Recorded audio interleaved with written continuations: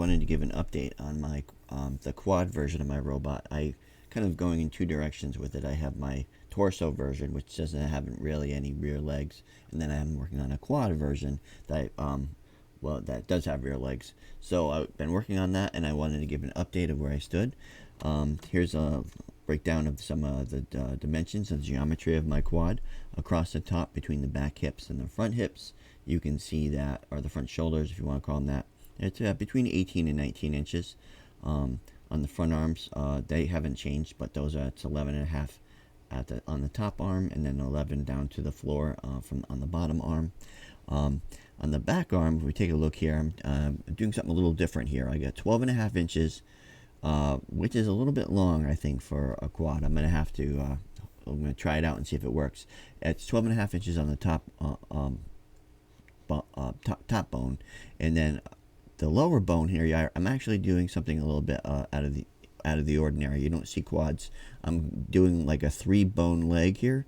What I'm trying to do is I'm trying to bend the rules a little bit. I'd like it to be a full-sized humanoid quad, but that would give me like a 15 and a half inch femur. And that's a little bit on the long side. So I'm doing this thing where I'm using like a mythological quad, where it's got like how you look at a dog or a horse, or a cat, they have elongated toes, but because they're quadrupeds, they have shorter femurs. And I'm trying to bend the rules a little bit, and I'm shortened up my femur a little bit. I've still got a 14-inch from the knee to the heel, and then the heel I got about 8 inches. And what I'm going to do is I'm going to adjust that toe, and I'm going to lock it in. I'm going to set it there, and it's actually not going to move. And I'm going to try to get it to be about a 12 and a half inch from the toe to the knee, and that will give me like a 12 and a half and a 12 and a half inch bone length for the leg. And we'll see how that works out. Okay, we got 3 major changes to the rear hip pair.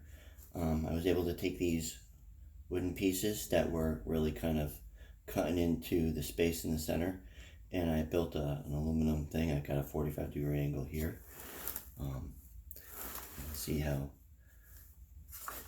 they were pretty good in there. It's nice and stiff, nice and rigid. I got this bolt going across that helps reinforce it, and then I got these 2 bolts going to the outside plate.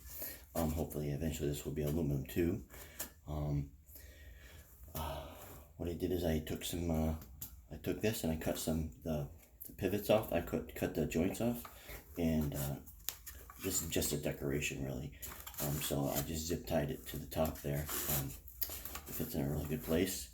And then the third major thing I did here is I got this plate here.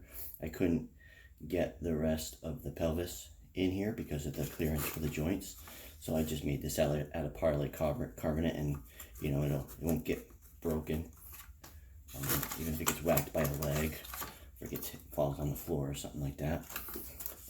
But that I can adjust that up and down. I think that's in the right position, but I'll know more when I get the rest of it together.